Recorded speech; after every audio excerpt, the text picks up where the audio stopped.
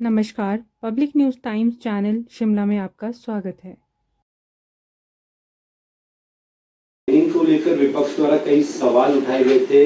अब किस तरह सरकार का रुख रहेगा माइनिंग पॉलिसी को लेकर अगर बात की जाए तो किस तरह जो है वो विचार किया जाए? नहीं, देखो, माइनिंग पॉलिसी जो है हमने हिमाचल प्रदेश में 13 साल के बाद जो है नई माइनिंग पॉलिसी बनाई है, जिसमें हमने कोशिश की है कि जहां हमारा रेवेन्यू बढ़े वहां जो इलीगल माइनिंग है उसको कैसे रोका जाए। उसमें हमने बहुत सारे प्रोविज़न जो है हमने किए हुए हैं, क्योंकि आज प्रदेश जो है वित्तीय स्थिति संकट से गुजर रहा है और मुख्यमंत्री जी के आदेश हैं कि हर डिपार्टमेंट जो है वो रिसोर्स मोबिलाइजेशन करे और माइनिंग के रूप में जो है वो लगभग हम 8% के करीब जो है स्टेट के रेवेन्यू में कंट्रीब्यूट करते हैं। जब हमारी सरकार बनी उस वक्त हमको रेवेन्यू जो है लगभग 200 करोड़ के करीब रेवेन्यू माइनिंग के रॉयल्टी के रूप में आता था।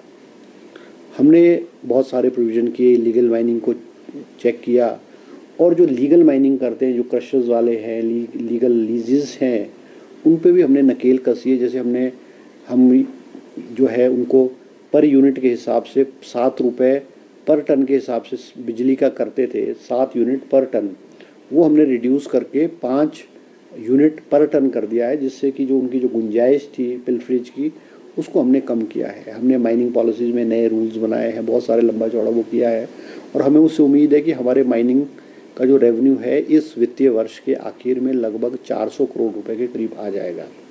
जब हमारी सरकार बनी हमें 200 के करीब रेवेन्यू था। 2.5 साल के अंदर हमने रेवेन्यू हिमाचल प्रदेश में डबल किया हुआ है। लगातार प्रदेश में स्क्रैप को लेकर भी चर्चा रही है, विधानसभा में भी मामला उठा था। विपक्ष लगातार सवाल उठा रहा है कि स्क्रैप को लेकर एक बड़ा जो सिंडिकेट है वो नहीं, देखो, ये बात आपकी ठीक है कि हिमाचल प्रदेश में स्क्रैप की कोई पॉलिसी नहीं है और जो स्क्रैप का धंधा जो हमारे इंडस्ट्रियल एरिया में, खास करके BBND के एरिया में जो है वो बड़ा अनऑर्गेनाइज्ड और बड़ा गुंडागर्दी वाला और दादागिरी वाला जो है वो सिस्टम वहाँ है, उससे कोई रेवेन्यू नहीं आता है। हमने अपनी जो स्क्रैप पॉलिसी है, हमारी स्क्रैप पॉलिसी तैयार है, हमने स्क्रैप पॉलिसी बना ली है। हमने जो गवर्नमेंट ऑफ इंडिया की एक अंडरटेकिंग है उनके माध्यम से हमने उसमें जो रूल्स रेगुलेशंस वो बनाए हैं, मगर हमने ये कहा है कि जो हमारे जो लोग हैं, चाहे इंडस्ट्रियल सेक्टर के लोग हैं या पॉल्यूशन कंट्रोल बोर्ड है या एक्साइज के लोग हैं, हम उनसे मिलकर के फाइनल टचेज़ उनको देने जा रहे हैं ताकि सरकार को जो है रेवेन्यू जो है स्क्रैप के रूप में भी आए और ये जो थ्रेटनिंग है इंडस्ट्रियल हाउसेस को, ये इस पे नकेल डाली जा सके। हम ये भी कर रहे हैं कि क्योंकि हमने जैसे जो अफेक्टेड पार्टीज़ है, जो फैक्ट्री के बहुत सारे लोग हैं, अब हम ऑनलाइन वाली बिडिंग वाला बात जो गवर्नमेंट ऑफ इंडिया का ऑनलाइन बिडिंग की बात कर रहे थे। ऑनलाइन की बिडिंग में ये होगा कि आप अपलोड करोगे आपके पास किस टाइप का स्क्रैप है, क्वांटिटी कैसी है आपके पास, क्वालिटी कैसी है आपके पास, स्टील है आपके पास, आयरन है आपके पास, एल्यूमिनियम है आपके पास, पेपर है आपके पास, कार्डबोर्ड है आपके पास, वुड है, वो अपलोड करेंगे और फिर ऑनलाइन उसकी बिडिंग होगी। वो एक लंबा प्रोसेस है, बहुत सारी फैक्ट्री वालों ने कहा कि हमारे को तो अगर उनको जो स्क्रैप उनका इकट्ठा होता है उनके पास इतने प्रेमिसेस नहीं है, स्पेस की अवेलेबिलिटी नहीं है कि वो स्क्रैप इमीडिएटली विदिन 24 आवर उसको रिमूव करना पड़ेगा, ताकि अगला जो प्रोडक्ट तैयार करेंगे उसके स्क्रैप को रखने की जगह नहीं होती। मैंने डिपार्टमेंट को कहा है कि जिस तरह से शराब की ऑक्शन होती है या और ऑक्शंस होती है, उस तरह की हम हिमाचल प्रदेश के इंडस्ट्रियल एरिया में ऑक्शन करते हैं। एक बेस प्राइस मैंने कहा कि बेस प्राइस तय करो आपको कि कितना स्क्रैप हो, क्योंकि स्क्रैप की अलग अलग चीज़ों में जैसे लोहे में 18% GST है, पेपर पे 5% है और कैटेगरीज में 12% है। तो एक बेस प्राइस, एक बेस प्राइस तय करके कि हम बेस प्राइस से हम उसकी जो ऑक्शन करें और जो उसके हम ओपन बोली बुलाएंगे, अगर वो हाईएस्ट बिडर जो आएगा हम उसको देंगे, वो उस अपने पर्टिकुलर एरिया में वो करेगा। ये हमारे पास 2-3 ऑप्शन है जिसको हम कर रहे हैं। विदिन 2-3 मंथ्स हम नई हिमाचल प्रदेश में स्क्रैप पॉलिसी ले आएंगे। कह रहे हैं कि 2 साल पूरे कर चुकी है सरकार, लेकिन जो अपने वादे थे उन पे खरी नहीं उतरी है। तो ऐसे में जो सरकार है उसको दोबारा जनमत के लिए जाना चाहिए और अगर अब दोबारा जो है चुनाव में उतरना चाहिए सरकार। देखो, माननीय जयराम जी जो है वो मुख्यमंत्री की कुर्सी से उतरने के बाद जो है वो उनको जो है मुख्यमंत्री की कुर्सी के सपने आ रहे हैं और वो ये चाहते हैं कि इस कुर्सी को कैसे हथियाया जाए।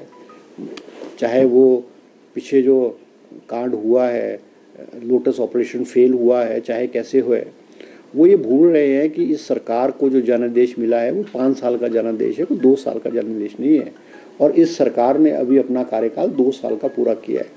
अभी जब उपचुनाव हिमाचल प्रदेश में विधानसभा के उपचुनाव हुए, 9 विधानसभा में कांग्रेस पार्टी को मुख्यमंत्री सुखविंदर सिंह सुक्खू जी के नेतृत्व में जो है वो 9 में से 6 सीटें जो है कांग्रेस पार्टी को मिली है। तो जनादेश हिमाचल प्रदेश का दोबारा से जनादेश जो है हिमाचल की जनता ने कांग्रेस पार्टी को दिया है। अब हम क्यों चुनाव में जाएं? क्योंकि जो मैंडेट है, जो एक विधानसभा का टेन्योर है, वो 5 साल का होता है। और सबसे बड़ी बात है कि हमने जो वायदे किए, पूरे वायदे किए। हमने ओपीएस का वायदा किया, हमने पहली कैबिनेट में ओपीएस के वायदे को पूरा किया। हमने महिलाओं को 1500 रुपये की पेंशन, बहुत सारी महिलाओं को उसकी शुरुआत कर दी है। हमने जो हमारे बेरोज़गार नौजवान हैं उनके लिए उनके लिए हमने मुख्यमंत्री स्वावलंबन योजना शुरू की है, जिसमें ई टैक्सी है, सोलर है, उसके जो है पर काम शुरू कर दिया है। हमने कहा था कि हम हर एजुकेशन के सेक्टर में अच्छा काम करेंगे।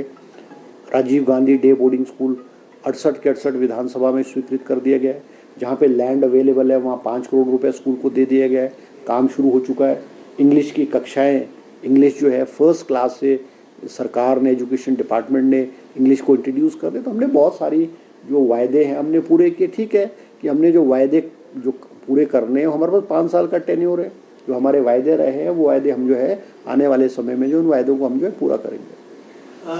है उनसे सब्सिडी छोड़ने की जो उन्होंने अपील की है, तो इस पर भाजपा कह रही है कि अपने वादे से उलट चल रही है सरकार। नहीं, देखो ये बात ठीक है कि हमने चुनाव में 300 यूनिट बिजली देने की बात कही थी, मगर प्रदेश की वित्तीय स्थिति को देखते हुए, प्रदेश की वित्तीय स्थिति जो है वो ख़राब है, उसको देखते हुए आज हमारी जो मजबूरी है, मुख्यमंत्री जी की मजबूरी है, उन्होंने अपील की है। उन्होंने वेल ऑफ लोगों से अपील की है। उन्होंने जो क्लास 1 ऑफिसर है, क्लास 2 ऑफिसर्स है, एमएलएज हैं, मिनिस्टर्स हैं, इनकम टैक्स पेइज है, उनसे अपील की है। और बहुत सारे लोगों ने अपने आप में स्वेच्छा से जो है वो सब्सिडी त्यागने की जो है वो बात कही है। हमने मंत्रिमंडल के सभी सदस्यों ने, मैंने खुद भी और हम सब ने जो अपने फॉर्म साइन करके हमने कहा है कि हम अब सब्सिडी नहीं लेंगे। तो स्वेच्छा से अगर कोई छोड़ना चाहता है तो बहुत अच्छी बात है। आज हिमाचल प्रदेश की जो आर्थिक स्थिति है वो आज जो है राजनीतिक आधार पे जो है रेवड़ियाँ बांटने की नहीं है। जो हम इलेक्शन में सोप्स देते थे वो आज स्थिति नहीं है। तो इस प्रथा को जो है अब पुनर्विचार करने की जरूरत है। और मैं अपील करूंगा सबसे कि भाई इस तरह की स्थिति जो है वो हम जो है चाहे बसेस में फ्री महिलाओं को किराए की बात करते हैं, या हम इलेक्ट्रिसिटी में करते हैं, या हम और सब्सिडीज, तो आज प्रदेश की हालत मुझे ऐसा लगता है ऐसी नहीं है। इस सब विषय पे जो है पॉलिटिकल पार्टीज को पुनर्विचार करने की जरूरत है। ठीक, धन्यवाद। रोजाना ताज़ा खबरों के लिए जुड़े रहें public news times channel Shimla के साथ सभी सोशल मीडिया प्लेटफॉर्म पर। हमारे चैनल को लाइक, शेयर और